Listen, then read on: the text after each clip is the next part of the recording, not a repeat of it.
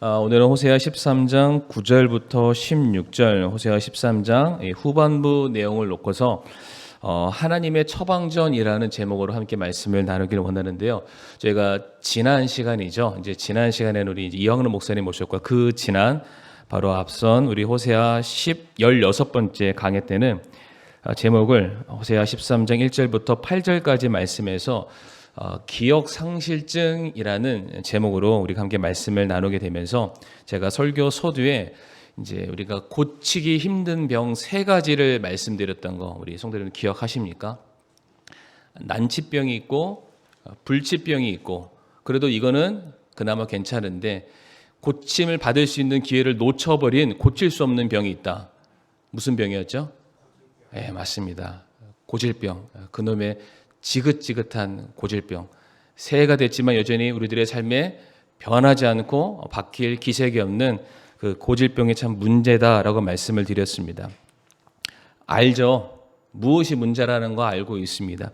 내 삶에 무엇이 하나님과의 관계를 어렵게 만들고 단절시키고 있는지 알고 있습니다. 그러나 알매도 불구하고 쉽사리 잘 변하지 않는 그 영적인 고질병, 우리 성도님들 저마다 그 하나씩 아직도 변화되지 않는 그런 부분들이 있으실 텐데, 중요한 것은 하나님께서 참 누구도 고칠 수 없는 그 고질병을 오늘 하나님의 손으로 말미암아 놀랍게 치유하시는 그런 내용이 이제 설교 말미에 등장하게 될 것입니다.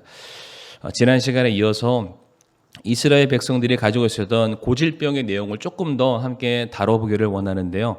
9절 말씀 한번 보도록 하겠습니다. 오늘 본문 9절 말씀 보게 되면, 오 이스라엘아, 내가 내 자신을 파멸시켰거니와 라고 되어 있습니다. 그러니까 너희가 너희 스스로를 괴롭히고 있다. 너희가 너희 자신을 파멸의 길로 인도하고 있다라고 말씀을 하고 계시죠. 그래서 성도님들 이해를 돕기 위해서 1절부터 8절까지 내용을 아주 간단하게 설명드리게 되면, 거기에 북이스라엘을 대표하는 에브라임이라는 지파가 등장을 하게 되죠. 그런데 그 에브라임 지파가 정말로 이게 맞선 장자의 역할을 감당해야 됨에도 불구하고 그들이 영적인 일, 백성을 살리는 일, 먹이는 일에 힘쓰기보다는 온갖 우상 형상들을 만드는 것과 그것을 섬기는 일에 앞장섰다라고 말씀을 드렸던 걸 아마 기억하실 겁니다. 심지어 그들은 어떻게까지 우상을 섬겼냐면은 소의 얼굴을 하고 있는 반인반수였던 몰렉신을 만들었고, 거기에서 제사를 드리게 되는데 몰렉신에게 바치는 제물의 대표적인 것이 바로 사람 인신 제사였다라고 말씀을 드렸습니다. 그러니까 이들은 자신의 행복을 위해서라면 얼마든지 하나님을 버리고 다른 신을 섬기는 것을 선택했던 사람이고요. 얼마든지 자기 자신의 삶을 위해서 욕망하는 바를 얻기 위해서 더 잘 먹고 더 잘 살고 더 성공하기 위해서는 다른 사람들은 얼마든지 짓밟고 죽이는 일에 서슴지 않았던 사람들이 에브라임 지파인데, 에브라임 지파라는 한 지파만을 주님께서 꼬집어서 말하는 것이 아니라 북이스라엘에 살고 있는 모든 사람들이 지금 이와 같은 모습으로 살고 있다라고 말씀하셨던 것이죠. 결국 그들의 행동들이 그렇게 하면 잘 살고 성공할 거라고 생각을 했겠지만, 그런 모든 너희들의 행동들이 너희를 스스로 파멸의 길로 인도하고 있음을 분명하게 꼬집어주고 계십니다. 요즘은 조금 잠잠하지만 한동안 이 마약 문제 때문에 대한민국이 굉장히 떠들썩했던 그런 일들이 있었는데요. 그때 관련 기사들을 많이 보게 되면은 참 마약이라는 게 당장에는 사람을 기분 좋게 만들어 준다고 합니다. 내 몸에 가지고 있는 어떤 질병, 고통, 근심, 걱정들, 그것을 그냥 취하는 순간 마치 눈 녹듯이 다 사라지게 되고요. 그냥 온 몸이 붕 뜬 것 같은 너무나도 기분 좋은 모든 근심과 걱정에서 사라지게 만드니까 돈 많은 사람들, 유명한 사람들, 여전히 세상에서 부와 명예와 권력을 가져봤지만 그럼에도 불구하고 그들의 삶의 문제가 해결되지 않아서 정말로 인생의 어두운 가운데 있는 그 사람들이 그런 이제 마약을 쉽게 접한다고 하죠. 근데 그것을 접하는 순간 자기 자신을 죽이는 길로 가게 됩니다. 그리고 자기 자신만 죽이나요? 아니죠. 자기의 가정을 파탄시키고요. 뿐만 아니라 사회적인 어떠한 문제들을 야기하는 것을 보게 됩니다. 그러니까 스스로 쾌락을 따라갔던 그의 삶의 결말이 파멸로 끝나게 될 것이다. 그것을 말씀해 주고 계시는데, 물론 지금 이 호세아 13장의 말씀을 전하고 있는 상황 가운데서는 에브라임, 즉 북이스라엘 백성들의 삶에는 아직 아무런 일도 일어나지 않은 상황입니다. 그들은 여전히 우상을 찍어내기 바쁜 상황이었고요. 그로 말미암아 부와 명예와 권력을 그들이 쓸어 담고 있는 그러한 상황이었죠. 그러나 중요한 것은 그것이 진짜 그들의 삶의 성공이 아니었음을 말씀해 주고 계십니다. 이스라엘 백성들을 향해서 이미 파멸이 선언되었다. 그 성도님들 지금 성경책을 보시고 계실 텐데 호세아 13장 7절부터 말씀 보게 되면 온갖 짐승들이 나열되어 있음을 아마 기억하실 겁니다. 거기 뭐 사자도 나오고요, 뭐 곰도 나오고 표범도 나오고 전부 다 무엇인가 지금 잡아먹기 위해서 웅크리고 기다리고 숨죽여서 지금 그 잡아먹을 때를 기다리고 있는 상황이다. 다시 말해서 그들의 파멸과 그들의 죽음이 이미 예정되어 있는 상황이고요. 기억나시나요? 거기에 나와 있었던 그 동물 하나하나가 다니엘서에 나와 있는 네 짐승의 환상의 내용과 동일하다라고 말씀드렸고, 실제로 거기에 언급되어 있는 그 동물들은 바벨론과 메데 페르시아와 그리스와 로마 이와 같은 순서로 실제로 이스라엘을 정복했고 그들을 노예에 삼았고 침략했었던 역사적인 분명한 자료가 있는 나라들이기도 합니다. 그래서 이스라엘 백성들은 지금 잘 살고 있는 게 절대로 아닙니다. 이미 심판이 주어졌을 뿐이고 그 심판의 시기를 기다리고 있을 뿐이지 이미 그들은 망한 인생을 살고 있는 상황이었습니다. 그럼에도 불구하고 이스라엘 백성들이 가지고 있는 고쳐지지 않는 고질병이 무엇이었냐면은 그들이 하나님의 존재에 대해서 기억하지 않고 있다라는 거예요. 하나님이 베풀어 주시는 그 은혜, 날마다 우리들의 삶에 공급해 주시는 모든 필요들 정말로 다 주신 분이 하나님이심에도 불구하고 그 하나님에 대한 존재, 하나님으로부터 내게 내려오는 구원의 은혜를 날마다 잊고 살아가고 있었어요. 그래서 그들이 하나님을 잊어버린 자리에 무엇을 가져오기 시작했냐면은 우상이라는 것을 가져오기 시작하는 거예요. 성도님들, 이스라엘 백성들이 출애굽하고 난 이후에 모세가 그들의 눈앞에서 사라졌잖아요. 시내산에 올라가서 십계명과 성막에 대한 말씀을 받아 내려오는 그 공백의 사이에 수많은 사람들이 마음의 두려움과 초조함이 생깁니다. 대체 그러면 이제 누가 우리를 인도할까? 그때 그들이 했던 행동이 뭐였죠? 아론을 불러다가 자신들이 가지고 있는 온갖 금부치를 다 녹여서 여전히 부어서 우상 만들고 이것이 우리의 신이다. 이것이 우리를 이집트에서 건져냈고 이것이 우리를 앞으로의 삶의 모든 것을 보장해야 될 신이다. 스스로가 자위하고 있는 잘못된 모습을 그들이 보이고 있었다라는 것이죠. 그러니까 사람은 하나님을 기억하지 않을 때 그 자리에 뭘 갖다 놓냐면은 우상을 갖다 놓습니다. 근데 성도님들, 이 우상이라는 게 우리가 성경에서는 봤을 때는 어떤 금의 모양을 하고 있고 돌덩어리, 나무로 깎아놓은 그런 우상인 것 같지만 실제로 우리들의 삶에 이건 못지않은 수많은 우상들이 너무나도 많이 있습니다.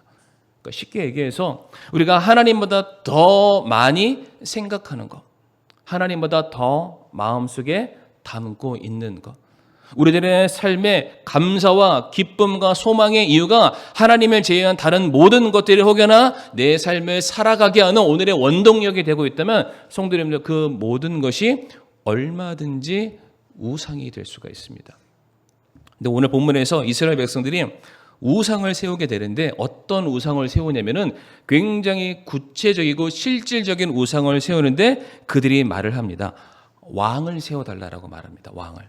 10절과 11절 말씀 보게 되면 내가 내 왕이 되리라. 내 모든 도시에서 너를 구원할 다른 자가 어디 있느냐. 또 전에 내게 이르기를 내게 왕과 통치자들을 주소서 하더니 그 재판관들이 어디 있느냐. 내가 친히 분노하여 내게 왕을 주고 친히 진노하여 그를 패하였도다 라고 말씀하세요. 이스라엘 백성들이 하나님께 왕을 달라고 했던 그러한 때가 있습니다.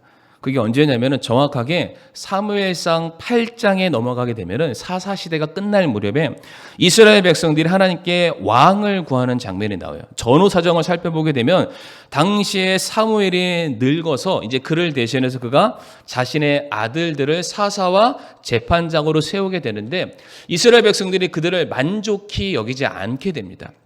그래서 그들이 사무엘에게 찾아서 하는 말이 무엇이냐면은 우리에게도 세상 다른 나라들이 그들이 섬기고 있는 그 인간 왕을 세워달라라는 요청을 하게 되는데 우리가 사무엘상 8장 5절 말씀 같이 한번 읽어보실까요? 시작.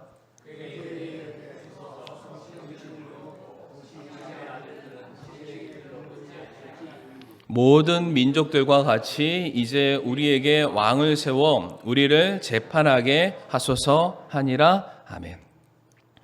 왕이 있죠. 왕이 계시죠. 하나님이 계신데 지금 사람들이 말하는 거예요. 그들이 언제 재판을 못 받았습니까? 언제 보호를 못 받았습니까? 그런데 자신들의 눈에 봤을 때 당신은 힘이 없고 연약하고 우리를 도와줄 만한 우리가 바라는 것을 채워줄 만한 그런 그릇이 못 되니 이제 우리에게 그것을 채워줄 수 있는 또 다른 왕을 세워달라라고 요청을 하게 됩니다. 그때 이와 같은 이스라엘 백성들의 요청함을 듣고 하나님께서 사무엘에게 뭐라고 통탄하시게 되냐면은 사무엘상 8장 7절 말씀 되겠는데요. 주께서 사무엘에게 이르시되 백성이 내게 말하는 모든 것에서 그들의 음성에 귀를 기울이라. 그들이 사무엘 너를 버리지 아니하고 나를 하나님을 버려서 내가 자기들을 통치하지 못하게 하려 하였느니라 라고 되어 있어요. 분명히 8장 5절에서 그들이 말하기를 우리를 재판해줄 왕이 필요합니다 라고 말을 했어요. 우리를 다스려주고 우리를 주관하고 우리들을 컨트롤해줄 그런 왕이 필요합니다 라고 말을 했지만 하나님은 그들의 속내를 분명하고 정확하게 알고 계세요. 뭐라고 말씀하시죠? 그들은 그 누구에게도 통치를 받기를 원치 않는다라고 말하고 있어요. 비겁한 변명을 하고 있는 것이죠. 핑계를 대는 거예요. 마치 하나님이 없기 때문에 그들의 인생에 못 살아간다라고 말을 하고 있지만 아니에요. 그들은 차라리 그런 말로 우리들의 삶에 하나님이라는 존재는 없었으면 좋겠어요 라고 지금 이것을 에둘러서 표현하고 있는 그런 말씀이 되겠습니다. 차라리 이스라엘에 하나님께서 그들의 왕 되심의 역할을 감당하지 않으셨다면 그냥 이스라엘 백성들을 만들어 놓으시고 저 멀리 여행 떠나시고 필요할 때나 가끔 와서 보시는 그러한 분이셨다면은 이스라엘 백성들이 이렇게 요청할 만합니다. 아니 대체 하나님이 왕이라고 하시는데 언제 우리에게 왕 노릇 하셨습니까? 제발 하나님 바쁘시면 또 다른 왕이라도 세워서 그 역할 대신 감당하게 해주세요. 이렇게 구하는 건 뭐가 잘못이 있겠어요? 근데 성도님들 잘 아시죠? 하나님께서는 단 한순간도 이스라엘의 왕이 아니신 적이 없어요. 모든 순간 범사에 그들을 날마다 다스려 주셨습니다. 성도님들 나라라는 게 국가라는 게 존재하기 위해서 반드시 필요한 세 가지가 있다고 합니다. 화면을 아직 보여주지 마시고요. 나라, 국가가 존재하기 위해서 세 가지 기본 요소. 우리 학생들은 알 텐데요. 무엇과 무엇이 있어야 됩니다. 네, 그냥 제가 빨리 다음 사진을 보여드리는 게 마음 편할 것 같습니다. 네, 좋습니다. 빨리 얘기하시지 그러셨어요. 국민, 영토, 주권. 이것이 있어야 나라라는 것이 존재할 수 있고요. 나라가 있어야 왕이 있을 수 있잖아요. 근데 국민, 하나님께서는 아브라함을 민족의 아비로 세우셨고요. 그로 말미암아 이스라엘 민족을 창대케 해 주셨습니다. 그러니까 국민을 만들어 주셨죠. 주권. 이 주권이라는 것은 국가의 의사를 최종적으로 결정하는 권력인데 그 주권은 무엇으로 말미암았냐면은 하나님의 말씀 10계명을 그들에게 주셨어요. 그러니까 세상 사람들과 다른 명확한 진리의 기준을 하나님께서 이스라엘 백성들에게 주셨어요. 이 말씀이 곧 나고 이 말씀을 지켜 행했을 때 너희가 내 백성이라는 것이 만천하에 드러나게 될 것이다. 분명한 주권을 그들에게 허락해 주셨습니다. 영토는 어떤가요? 이미 하나님께서 이스라엘 백성들에게 약속의 땅을 허락하셨고요. 그리고 그 약속의 땅을 그들이 차지함에 있어서 그들이 그런 표현이 있잖아요. 그 손에 물도 안 묻히고 손대지 않고 코 푸는 형식으로 하나님께서 모든 전쟁에서 승리를 보장해 주셨습니다. 그러니까 하나님은 이스라엘 백성들에게 자신의 왕 되심을 날마다 매 순간 사건마다 역사의 족적 가운데 너무나도 명명백백하게 계속해서 보여주고 계셨죠. 아주 극명하게 보여주셨던 사건들이 바로 전쟁입니다. 전쟁을 통해서 하나님께서는 자기의 백성들의 생명과 그들의 재산을 보호함과 동시에 그들에게 승리를 통해서 자신이 어떠한 분이신지 왕 되심의 권위와 능력을 날마다 보여주시게 됩니다. 그러니까 하나님께서 자신의 왕 되심을 가장 반복적으로 많이 보여주셨던 사건이 언제냐면 성도님들 바로 그 사사기 때입니다. 사사기 때. 이 사사기서에서 12사사가 등장하게 되는데 그 사람들의 면모를 살펴보게 되면은 하나님이 어떠한 분이신지를 우리가 너무나도 분명하게 알 수가 있습니다. 성도님들 12사사 이름 다 아시죠? 한번 보여주시길 바랍니다. 이 사사로 세워진 사람들의 면면을 살펴보게 되면은 우리가 한 가지 특징을 살펴볼 수 있는데 이게 하나같이 이 사사라는 사람들이 정말로 별 볼 일 없는 사람들입니다. 이 시간이 사사기 시간이 아니니까 제가 다 설명드리기가 어려운데 첫 번째 온니엘은 성도님들 이방 출신입니다. 그러니까 사사기에서 말씀 보면은 유다 지파라고 말을 하고 있지만 온니엘을 누구의 동생이라고 설명하냐면은 갈렙의 동생이라고 설명을 해요. 근데 갈렙은 여분네의 아들 갈렙이죠. 근데 그 여분네는 그나스 족속이었어요. 그나스는 에돔입니다. 에돔. 그러니까 어느 순간 에돔 지파 사람들이 유다로 합류해서 나중에 온니엘이 유다 지파라는 그 지파의 명분을 갖게 된 것뿐이지 원래는 이방인이었다라는 거예요. 원래 이스라엘 백성들이 이방인과 하나가 될 수 있나요? 안 되죠. 그런데 하나님께서 그런 온니엘을 쓰시게 되죠. 에웃의 경우는 잘 아시죠? 왼손잡이. 근데 이 왼손잡이가 말이죠. 왼손잡이지 오른손이 불구이거나 어떠한 장애를 가진 사람을 의미하는 것이 바로 왼손잡이이기도 합니다. 삼갈은 농부였고요. 드보라는 여인이었고요. 기드온은 그때 당시 이스라엘 12지파 중에 가장 작은 므낫세 지파 출신이었다고 되어 있습니다. 돌라의 경우에는 그가 이사갈 지파 사람인데 그가 성경 말씀 보면은요. 이사갈 지파 사람임에도 불구하고 에브라임 밑에 있는 어떠한 곳에서 그가 농사를 지으며 지냈다.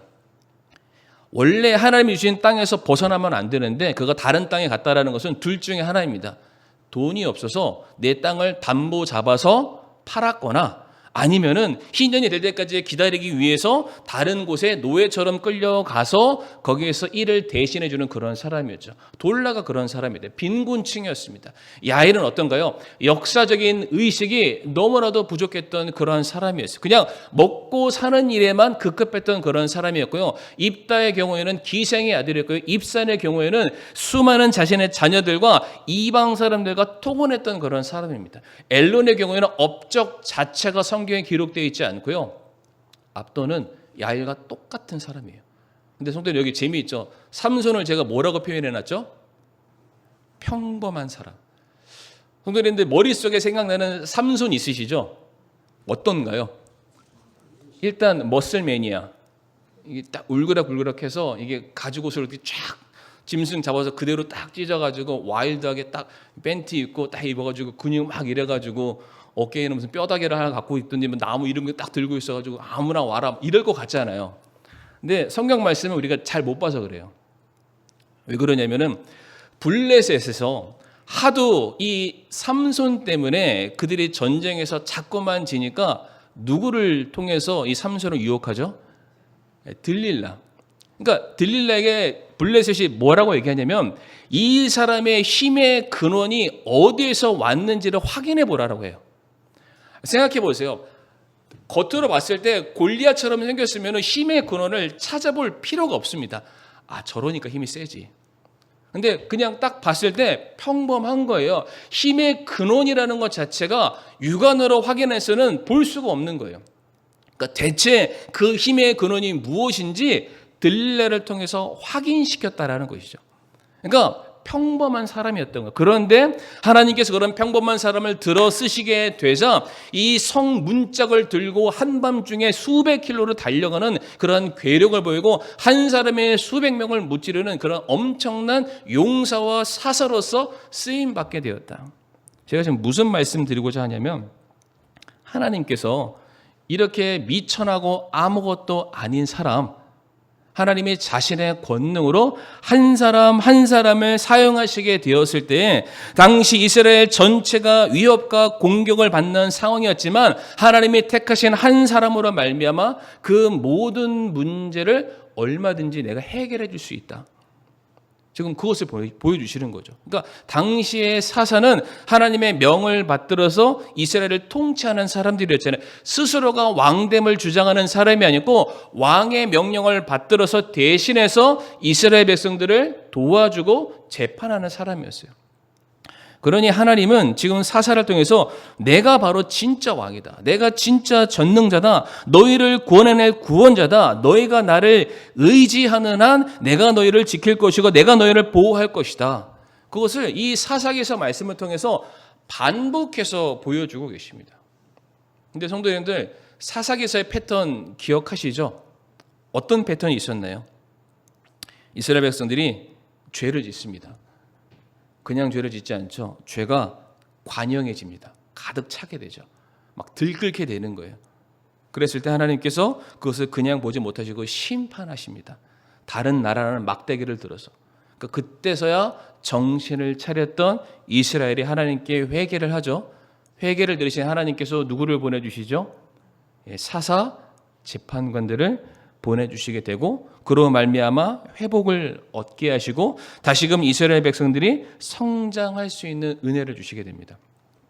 이와 같은 패턴을 통해서 정신을 차리고 깨닫고 하나님을 섬기는 백성으로 삶을 살아야 되는데 다시금 원점으로 돌아왔을 때 이스라엘 백성들은 또 다시 죄를 짓는 악순환의 사이클을 다시 한번 반복하게 됐던 것을 기억하실 거예요. 이미 하나님께서 그들의 왕으로 통치하셨고 그들을 다스리고 계셨지만 이스라엘이 스스로 하나님을 그들의 왕 되심을 거부했던 것이죠. 스스로 그들은 하나님의 백성 되기를 원치 않았고요. 그때마다 하나님께서는 이방 나라라는 도구를 들어서 자신의 왕 되심을 계속해서 보여주셨습니다. 그럼에도 불구하고 오늘 본문에서 이스라엘 백성들이 지금 뭘 요구하고 있죠? 인간 왕을 달라라고 요청하고 있어요. 성도님들 이 부분 좀 주목해서 듣기를 원하는데요. 지금 왜 사람들이 인간 왕을 부를까? 이게 굉장히 깊은 뜻이 담겨져 있는데 이들이 알고 있는 거예요. 하나님 앞에서는 그들이 무엇 하나 숨길 수 없다라는 것을 알고 있어요. 그러니까 그런 하나님 앞에서 자신들의 죄악과 그 치부가 드러나지 않으려면 하나님을 대신해서 우리를 지켜주고 보호해줄 어떠한 대상이 필요한 거예요. 그 대상이 나와 같은 인간이면 더 좋은 거예요. 왜? 그들은 나의 치부를 살펴볼 수가 없거든요.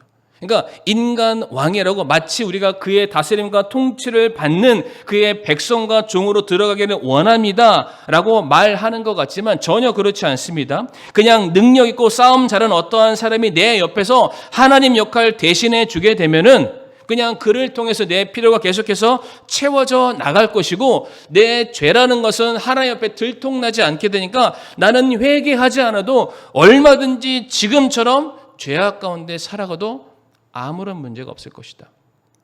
오히려 그 인간왕을 자신의 삶의 부와 명예를 얻어가는 도구로서 그들이 쓰고 싶었다라는 것이죠. 그러니까 제가 처음에 뭐라고 말씀드렸는데 이스라엘 백성들이 하나님을 기억하지 않았을 때에 우상을 그 자리에 갖다 놓았다. 근데 그 우상이 무엇으로 구체적으로 드러났냐면 인간 왕으로 드러났죠. 그 인간 왕은 결국에는 그들의 욕망하는 바를 얻기 위한 수단에 불과하다. 그러니까 허수아비를 하나 세워놓은 거예요. 하나님 보세요. 우리 왕이라는 거 세워놨잖아요. 우리 하나님 제대로 섬기고 있으니까 더 이상 간섭하지 마세요. 필요한 게 있으면은 이 사람 시켜서 그냥 하나님 필요한 일을 하시고 우리 구원해 주시고 우리 더 이상 간섭하지 마세요. 우리 그냥 이 왕과 편안하게 지내겠습니다.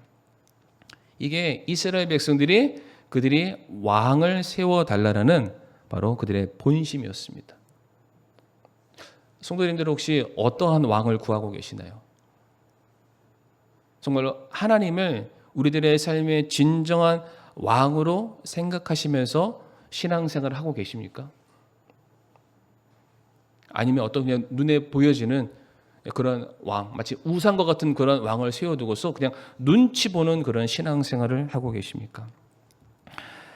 그들이 하나님께 왕을 주세요, 왕을 주세요라고 구하게 되었을 때 하나님께서 그래, 너희들이 구하는 것이 얼마나 어리석은 것인가를 깨달아라 라고 하시면서 왕을 허락해 주시는데 그 첫 번째 왕이 누군지 아시죠? 바로 사울을 그들에게 허락해 주시게 됩니다. 그러나 하나님께서 그 왕은 실패한 왕이다, 내가 그를 왕 삼은 것을 후회한다 라고까지도 말씀을 하시게 되죠. 왜 그러냐? 이 사울 왕은 이스라엘 백성들, 자기 백성들을 살리는 일에 자기의 목숨을 걸었던 사람이 아니라 오히려 반대로 자기 목숨 하나 건져보겠다고, 자기의 부와 명예와 권력을 지켜보겠다고 자기를 왕으로 세우신 하나님의 말씀마저도 무시하고 패대기 쳐버린 사람이 이 바로 사울 왕이었습니다. 하나님 말씀하시는 거예요. 그런 왕으로는 결코 너희가 살아날 재간이 없다. 오히려 그 왕이 너희를 죽일 것이고 너희를 괴롭히게 될 것이다. 하나님께서 그와 같은 명확한 사실을 그 인간 왕들을 통해서 보여주시게 됩니다. 그런데 성도님, 오히려 반대로 다윗은 어떠했나요? 그가 인간 왕으로서 모든 사람 위에 군림했지만 그럼에도 불구하고 그가 하나님을 자기 위에 계시는 진정한 왕으로 모시게 되었을 때에 그의 삶에, 그의 나라에 하나님이 베풀어 주시는 엄청난 축복과 부와 명예가 있었다라는 거. 그러니까 인간 왕이 중요하지 않다라는 겁니다. 그럼에도 불구하고 하나님께서 우리들의 삶의 진정한 왕 되심을 인정하는 모든 사람들에게는 하나님의 자신의 왕권을 보여주세요. 왕의 능력을 보여주시는 것이요, 나라와 국민과 영토와 주권을 더욱더 굳건히 세워주시는 그런 역사적인 그 흔적들을 우리가 말씀을 통해서 얼마든지 확인해 볼 수 있다는 것이죠. 그런데 지금 저희가 이 호세아 말씀 보고 있잖아요. 지금 북이스라엘입니다. 성도님들, 북이스라엘에 세워졌던 그 수많은 왕들을 기억하십니까? 제가 쭉 이름들을 한번 살펴봤고 여러 신학 서적들을 비교해 봤는데, 그래도 북이스라엘에 적어도 단 한 사람이라도 선한 사람이 있겠지. 북이스라엘의 대표적인 악한 왕이 누군지 아시죠? 아합이라는 왕이 있습니다. 성경에서 그가 아합의 길로 걸어갔다, 이런 식으로 표현을 해요. 왜 그럴까요? 너무나도 극악무도한 사람이었으니까. 그래도 막 찾아보면서 그래도 이 엄청나게 많은 사람들 중에 그래도 한 사람은 정신 차려서 깨어있는 사람이 있겠지. 아니나 다를까 아무도 선한 왕이 없었어요. 어떻게 분류할 수 있냐면은 악한 왕, 더 악한 왕, 그리고 극악무도한 왕. 그러니까 그 왕끼리 붙여 놓으면은 선한 왕은 있어요. 내가 쟤보다는 좀 덜 악해. 그걸 반대니까 그걸 선하다 말하면 뭐 할 말이 없죠. 근데 성경은 그걸 어떻게 구분하고 있냐면 악한 왕, 더 악한 왕, 극악무도한 왕. 왜 그럴까? 그들의 시작부터가 잘못됐어요. 성도님들, 이스라엘이 분열하게 되면서 북이스라엘과 남유다로 갈라지게 되죠. 근데 북이스라엘에서 여로보암이 어떤 선택을 하게 됩니까? 수많은 사람들이 성전에 가서 예배드리는 삶이 회복되면은 다시금 나라가 하나가 될 것을 두려워하고 염려해서 예배를 드리는 장소부터 바꿨어요. 그러니까 예배를 먼저 바꿔버린 거, 패해버린 거예요. 그 가치와 의미와 목적을 상실하게 되었을 때에 그 나라의 결국에는 아합과 같은 왕들이 일어날 수밖에 없었다라는 것입니다. 그러니까 이 모든 것들이 결국 그들이 하나님을 그들의 삶의 왕으로 인정하지 않고 인간왕, 즉 자기 자신을 왕의 자리에 올려놓는 순간 그들이 맞이할 수밖에 없는 그들의 인생의 파멸의 수순이었습니다. 성도님들, 그래서 12절에 뭐라고 되어 있나요? 12절 말씀 보게 되면 내가 에브라임의 불법을 묶었은즉 그의 죄가 숨겨졌느니라. 이 죄를 묵인한다는 뜻이 아니라 지금 그 죄가 터지기 일보 직전이다라고 말씀을 하시는 거예요. 지금 만약에 어떤 댐이 있으면은 그 댐이 지금 막 갈라져서 그 사이에 지금 물이 조금씩 삐집고 나와가지고 지금 언제 이 댐이 터지면은 터질 수밖에 없는 그런 상황 가운데 놓여져 있음을 말씀하고 있습니다. 하나님이 아닌 인간을 왕으로 삼았고 자기 자신을 왕으로 삼아갔던 그들의 삶에 아무런 문제가 없는 것 같지만 그렇지 않다. 지금 하나님께서 잠깐 그 심판의 때를 유보하고 있는 것뿐이지 심판과 그 징계가 마치 이번 1월 1일에 일본에 있었던 그 쓰나미와 같은 그 엄청난 일들이 이제 곧 너희를 엄습하게 될 것이다.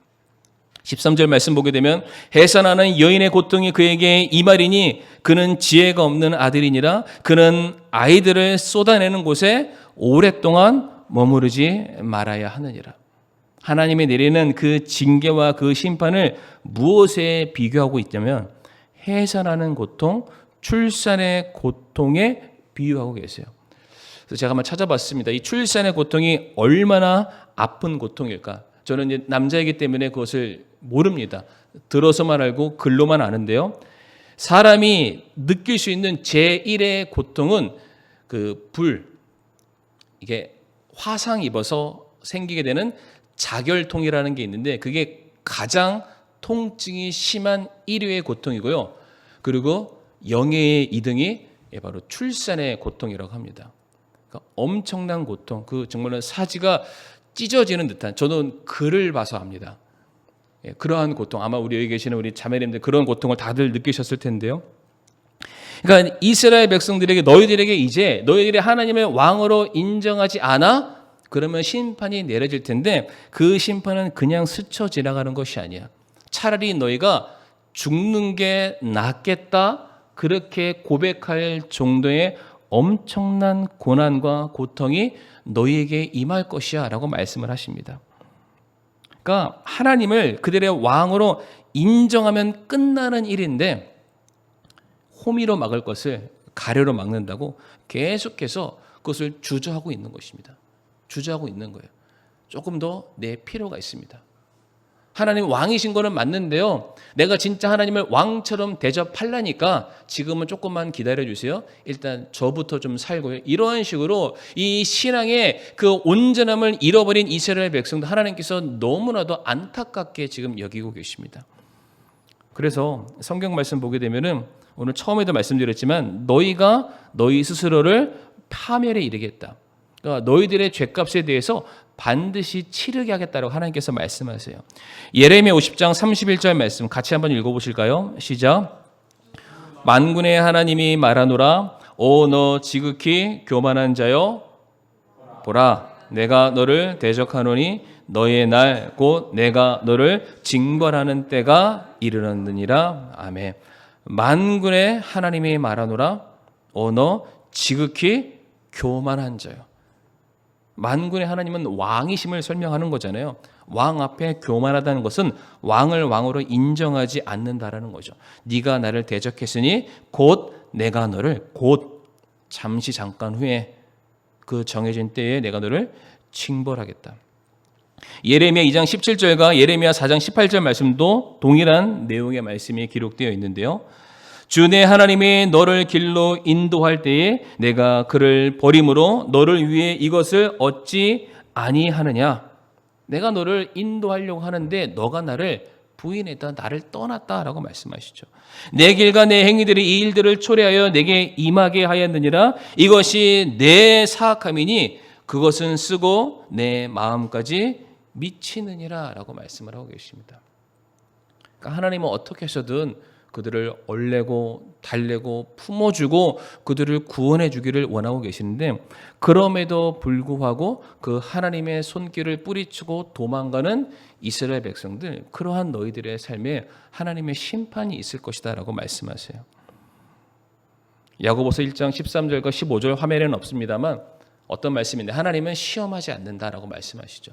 하나님은 괜히 우리에게 고난을 주신다라고 말씀하지 않으십니다.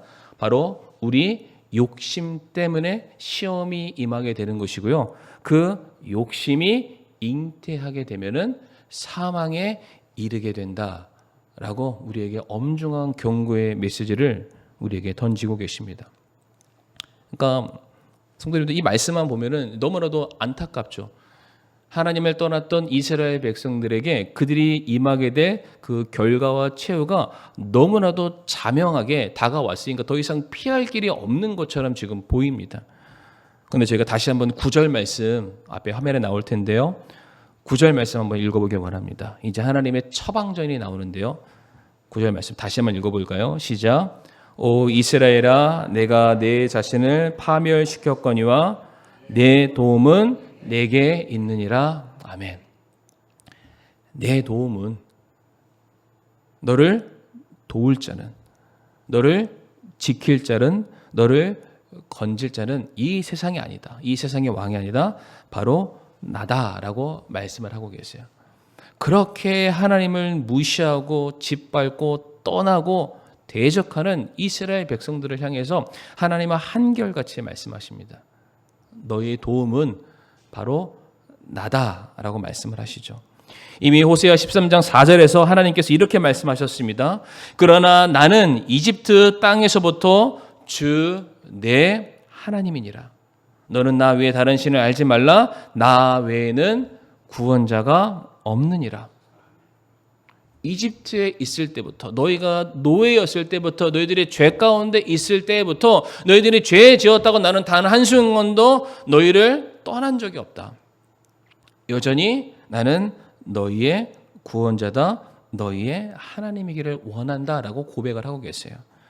그래서 14절에 호세아가 이와 같은 심판과 징계의 그 분명한 사실이 정해져 있음에도 불구하고 14절에 반전이 되는 한 말씀을 선포하게 됩니다.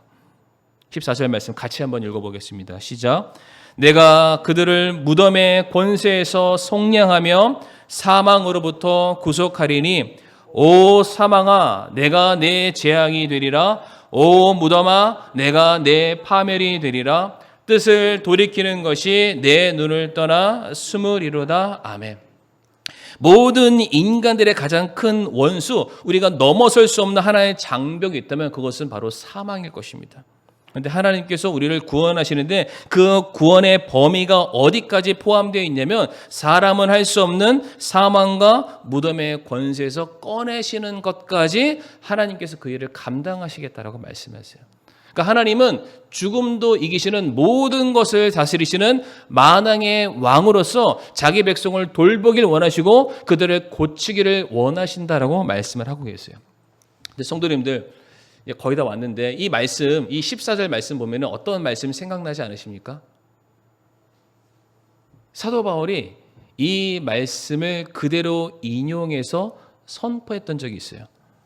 바로 고린도전서 15장 부활장에 15장 55절에서 57절에 호세아의 이 메시지를 사도 바울이 그대로 인용해서 선포하게 됩니다. 같이 한번 읽어보실까요? 시작. 오 사망아 너희 쏘는 것이 어디 있느냐? 오 무덤아 너희 승리가 어디 있느냐? 사망에 쏘는 것은 죄요 죄의 힘은 율법이니라. 그러나 우리 주 예수 그리스도를 통하여 우리에게 승리를 주시는 하나님께 감사하노라. 아멘. 우리는 사망을 이길 힘이 없습니다. 우리는 재앙과 심판과 이 고난의 역경을 통과할 만한 그런 재능과 능력이 저희들에게 아무것도 없죠. 그러니까 우리는 우리의 죄값을 달게 받고 그로 말미암아 진멸할 수밖에 없는 그런 대상이라고 성경은 분명히 말씀하고 계시는데 그런 우리를 바라보시면서 하나님께서 말씀하시는 것이죠. 내가 너희의 구원자가 되겠다. 내가 너희를 반드시 고쳐주겠다라고 말씀하시는 거예요. 그래서 그 놀라운 구원을 하나님께서 보증하시기 위해서 이 땅에 참된 승리를 약속하는 그 약속의 증거인 바로 예수님을 이 땅에 보내시게 됩니다. 그러니까 우리들의 삶의 진정한 치유의 근본 원인, 처방전이 누구냐면 바로 예수님이라는 것이죠. 근데 성도님들 이제 말씀을 마칠 텐데 지금 이 모든 말을 호세아가 하고 있습니다. 호세아. 뭐 아시는 분들은 아실지 모르겠는데 이 호세아가 히브리식 표현이에요. 히브리식으로 읽으면 호세아입니다. 근데 이것을 헬라식으로 읽으면 뭐라고 읽는지 아시나요? 예수입니다. 예수. 그러니까 지금 호세아가 하는 말은 누가 하는 말과 똑같을까요?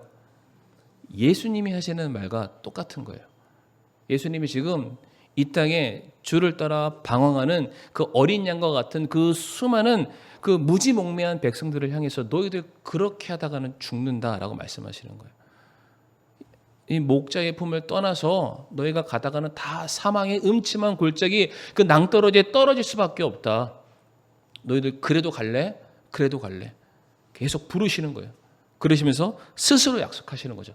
너희가 내 품 안에만 있는다면 내가 너희를 반드시 건질 것이고 내가 너희를 반드시 고칠 것이고 내가 너에게 능력으로 함께할 것이다. 지금 주님께서 그렇게 직접 호세아의 입을 빌어서 우리에게 약속하고 계시다라는 것이죠. 그러니까 호세아가 말하는 거예요. 너희들 기억상실증에 지금 빠져 있는데 너희들 다른 것이 아니다. 온전히 우리의 구원자 되신 우리 하나님 한 분만을 기억해라.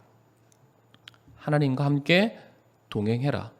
하나님의 말씀을 붙들어라. 우리 사랑하는 성도님들, 올 한 해 이렇게 수요 예배 이렇게 나오신 것들을 제가 보니까 아마 새로운 결단들, 결심들을 하신 것 같아요. 왜 하셨을까요? 분명한 건 저조오라고 하신 것 같지는 않아요. 성도님들이 예배에 대해서만큼 예배를 통해서 내가 누리는 회복의 은혜가 있음을 아시기 때문에 다시 이 자리를 다시 지키기 위해서 나오셨으리라고 믿습니다. 그런데 그 은혜를 우리가 망각하고 잊어버리면 이 이스라엘 백성들의 수순을 우리가 밟아갈 수밖에 없습니다. 그러니까 성도님들 한번 결단한 거, 결심한 거, 작정하신 거 올해 끝까지 붙들고 나아가시기를 바라겠습니다. 그러면 하나님께서 우리 성도님들 주님 붙들기 위해서 나온 우리 성도님 손 붙잡아 주시고 흔들리지 아니할 수 있도록 모든 상황 가운데 반드시 승리함으로 인도해 주실 것을 믿습니다. 이 시간 다 같이 머리 숙여 우리 함께 기도하기를 원합니다.